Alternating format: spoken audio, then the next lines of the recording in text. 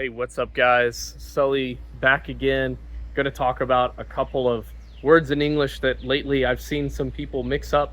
I think mainly people coming from Latin languages, but it could also be maybe in some other languages that these two words are kind of interchangeable when you translate them.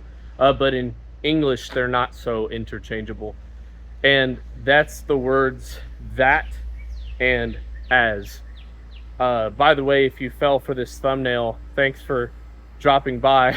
I hope you stay with us anyways. Man, there's mosquitoes out here. I'm not going to edit any of this video, so you'll just have to stick around for any mistakes that I make and however bumbly it may be.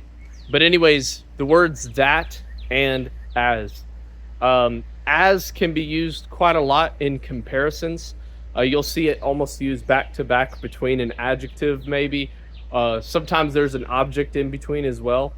So if you're saying, there's a very handsome guy and I'm comparing myself to him, I could say he is as handsome as me, or I am not as handsome as him. We're comparing the amount of handsomeness in this case. But then also in some other cases, you could talk about perhaps the quantity of something.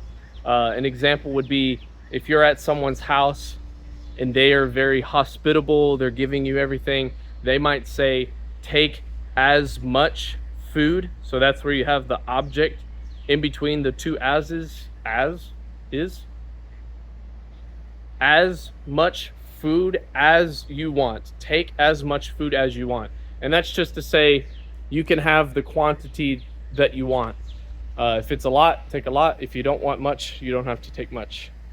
To go to the word that and when it's used, it's called a demonstrative pronoun, a demonstrative adjective. You can point at something and say that gate over there. You can also say that door. But at the same time, it's used for a couple of other things as well. Like, I don't really care what the part of speech is. I'm not that kind of an English teacher. I teach more functional English, functional composition, and I don't think it's really important that you know what it's called. I think it's more important that you know how to use it.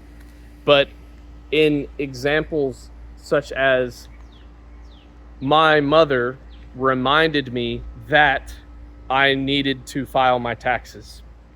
This is just a quick example, but you have that sort of breakup in the sentence with that. And this is very similar in Spanish and French, the que, that sort of thing you'll see in the middle of a sentence in like the subjunctive or whatever it's called. But you'll also see some other things like